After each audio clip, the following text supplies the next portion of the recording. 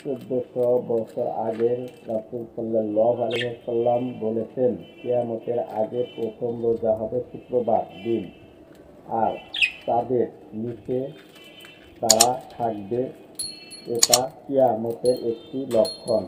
আজ শুকিয়ে গেছে, আরব ভূমি সবুজ শ্যামল হয়েছে। অবশেষে এই চাঁদটাও একটা আয়াতের কথা মনে করিয়ে দিচ্ছে। মানুষের হিসাব নিকাশের সময় আসন্ন, অথচ তারা উদাসীনতায় মুখ ফিরিয়ে রয়েছে।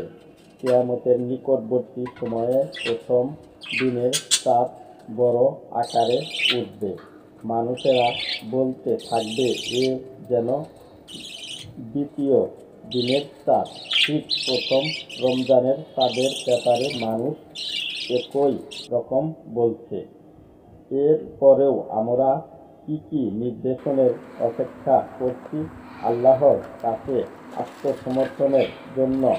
আল্লাহ তাআলা আমাদের সবাইকে বোঝার তৌফিক দান করুন। আমিন।